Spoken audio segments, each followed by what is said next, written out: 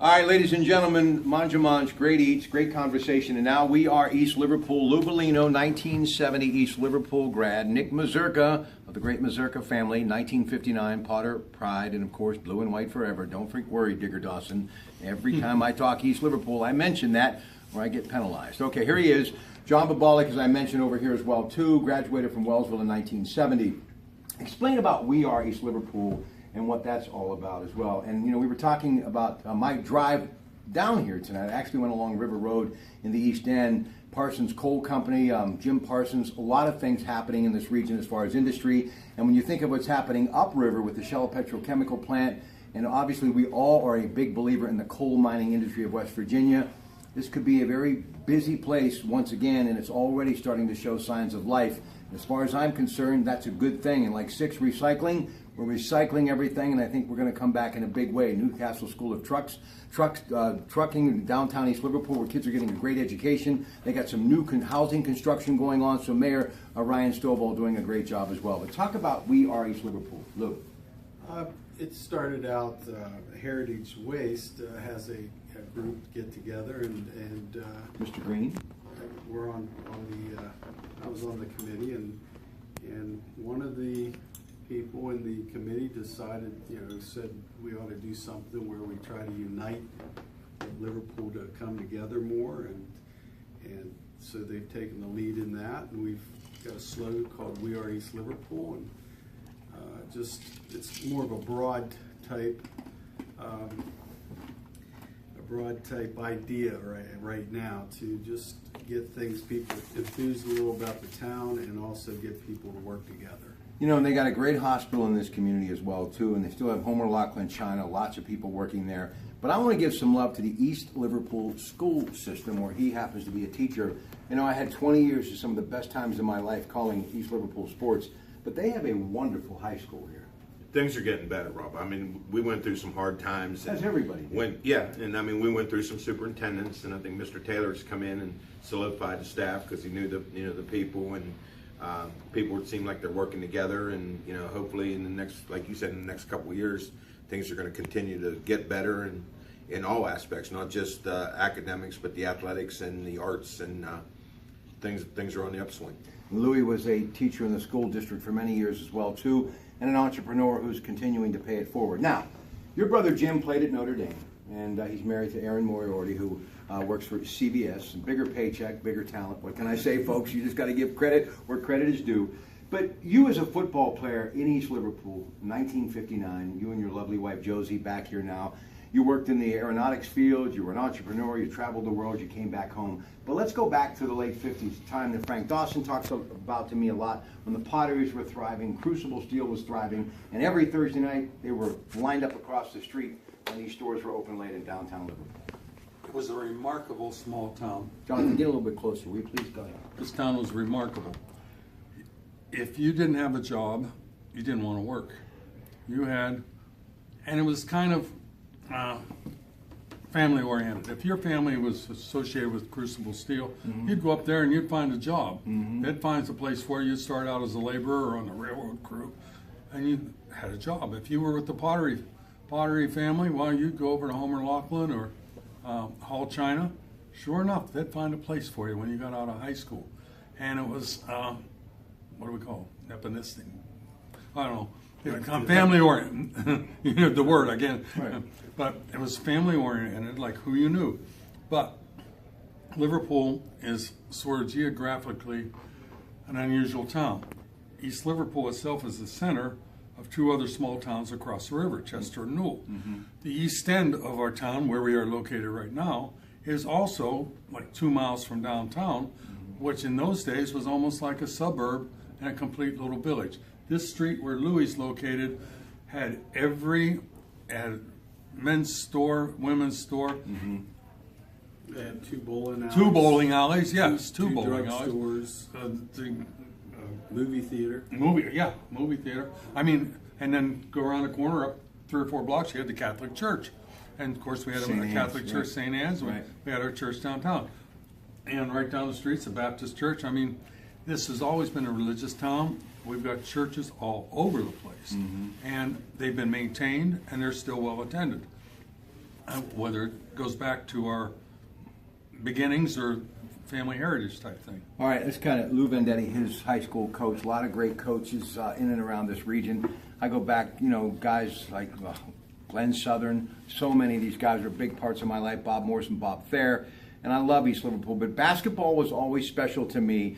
Nick Irons, who was a teacher in Freedom for many years, coach there, sad to say, has passed away, but he was the first basketball coach that I plugged into.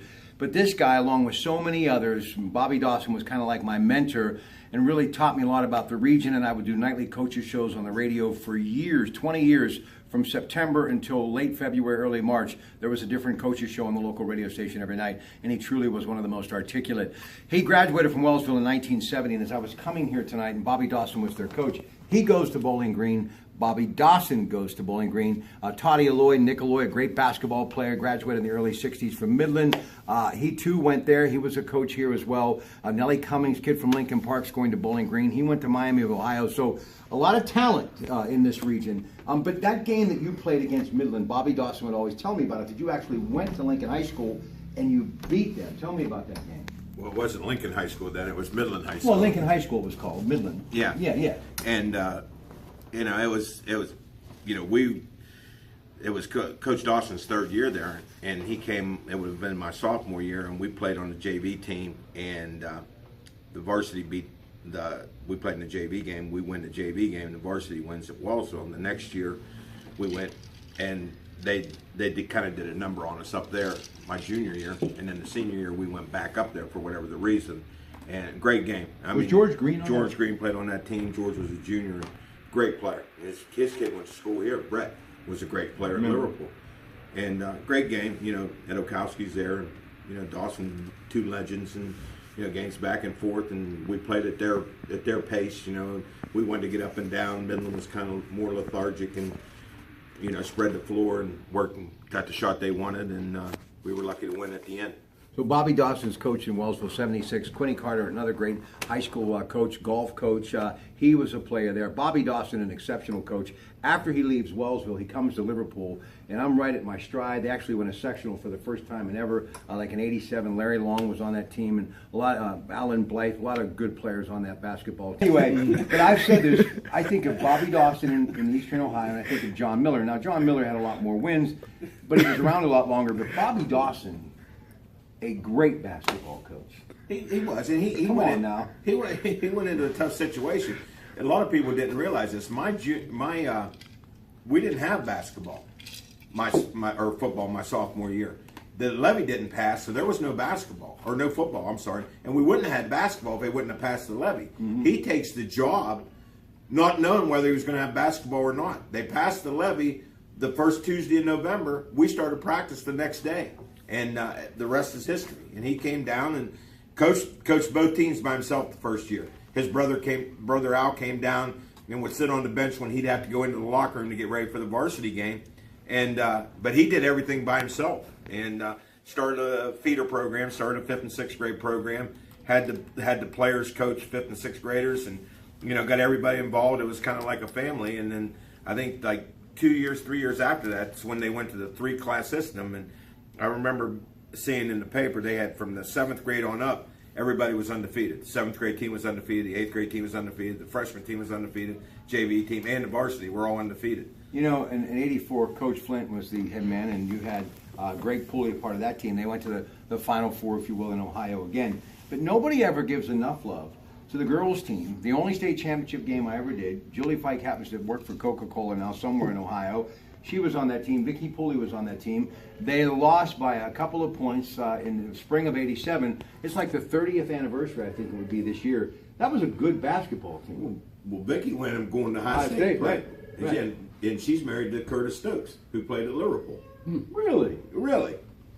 So, congratulations. So anyway, she played at Ohio State, was captain of the team her senior year, and had a great career at Ohio State. Was a good player. And all right, let's get Louie in here real quick. Louie, you're big on academics. I mean, you're a former teacher, and some of your help here and how you've mentored them and young people, like this young man who's shooting this video for us, Mr. Koger, I think it is, Jonathan.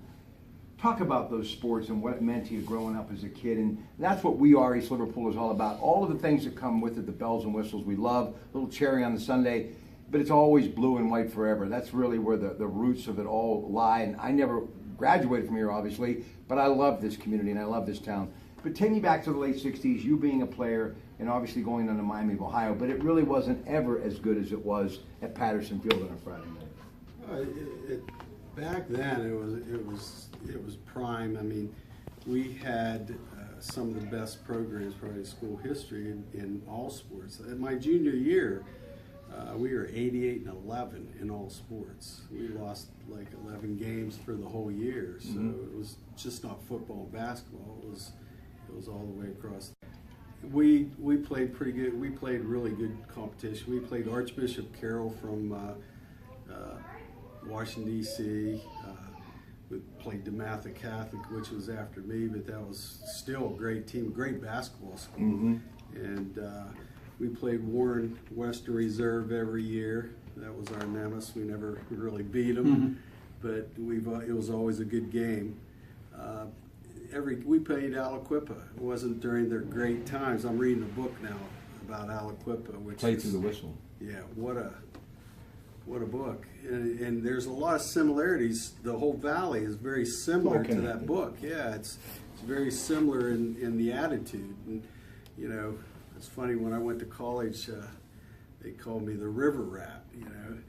But we played hard, and that's what I was known for. That's what anyone that comes through this valley and played football, he played hard. And it was just, if you didn't do that, you didn't think you were playing.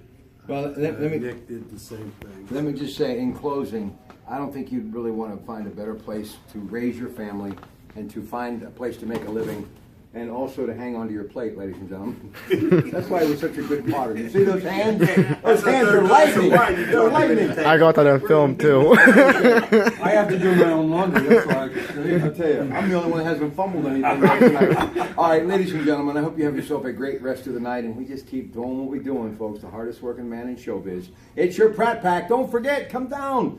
He'll be here Sunday. You can talk all about the Final Four Saturday and get ready for Championship Monday. Enjoy the rest of your evening. Good night, everybody. From